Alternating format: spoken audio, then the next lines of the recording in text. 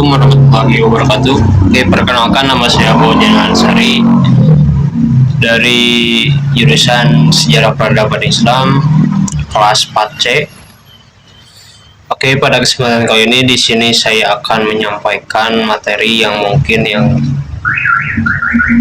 menarik dari buku Studi Kawasan Islam dari karyanya Bapak Asep Ahmad Hidayat mengenai studi kawasan dunia Islam tentang sejarah, teori, ataupun dari pemetaan wilayahnya.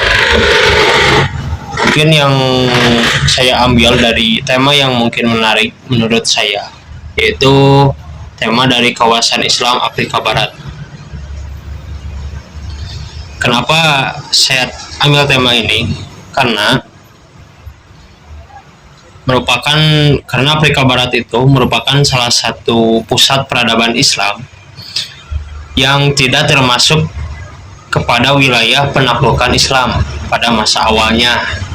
Jadi Islam masuk ke wilayah Afrika Barat ini itu sekitar kurang lebih 1000 tahun yang lalu melalui jalur perdagangan. Selain itu juga ada jalur dari para ulama ataupun dari para sufi. Jadi Muslim pertama yang datang ke Afrika Barat itu adalah seorang pedagang dari Afrika Utara yang berdagang ke Afrika Barat, dan wilayah Arab juga yang melintasi gurun Sahara. Jadi mereka itu bukan hanya berjualan atau berdagang saja, tapi juga di samping itu sambil pedagang itu menyebarkan ajaran Islam kepada masyarakat setempat. Di kawasan Sahel atau tepi gurun Sahara, Sahel itu muncul beberapa kerajaan Islam besar antara abad ke-10 hingga abad ke-15. Yang pertama yaitu kerajaan Ghana, yang kedua ada kerajaan Mali, dan yang ketiga ada kerajaan Songhai. Jadi ketiga kerajaan ini itu menjadi makmur karena menguasai perdagangan Trans-Sahara, terutama perdagangan garam, emas, dan berbagai komoditas lainnya. Nah, itu jadi dari kerajaan. Terus adapun dari bidang lainnya itu bidang keagamaan. Afrika Barat itu mengembangkan tradisi Islam yang berlandaskan mazhab Maliki.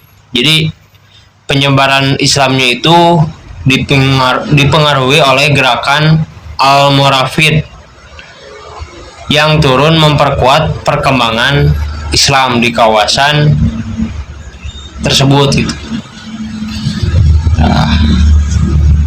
PBB juga berpendapat, jadi menurut Perserikatan Bangsa-Bangsa atau PBB, Afrika Barat itu meliputi negara-negara seperti Nigeria, Mali, terus Senegal, Niger, Ghana, dan beberapa negara lainnya.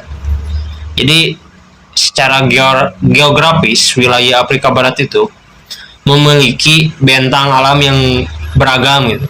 Mulai dari gurun, padang rumput Sahel yang tepi gurun itu, hingga hutan hujan tropis ataupun sungai-sungai besar seperti sungai Niger dan sungai Senegal yang menjadi sumber kehidupan dan mendukung aktivitas ekonomi masyarakat. Terus penduduk Afrika Barat pada saat ini itu berjumlah lebih dari 430 juta jiwa. Kelompok etnis terbesar di kawasan ini adalah etnis dari Hausa dan Fulani. Jadi kedua kelompok tersebut mayoritasnya itu beragama Islam dan memiliki peran penting dalam penyebaran Islam di wilayah Afrika Barat itu. Jadi saat ini sekitar 60%-an lah. 60%-an penduduk Afrika Barat itu memeluk agama Islam. Jadi sehingga menjadikan Islam itu sebagai agama yang mayoritas atau terbesar di kawasan Afrika Barat. Tuh. Terus di samping itu penyebaran Islam di Afrika Barat itu terjadi melalui 3 jalur utama. Yang pertama yaitu perdagangan. Jadi antara perdagangan Afrika Utara dan masyarakat lokal. Terus di samping itu juga ada peran dari sarjana ataupun ulama yang menjadi penasihat dan administrator kerajaan itu. Selain itu juga ada dakwah para sufi yang mengajarkan Islam secara damai dan bisa mudah diterima oleh masyarakat setempat. Jadi pada awalnya itu Islam ya berkembang di kalangan hanya di kalangan elit kerajaan saja dan pusat-pusat kota gitu.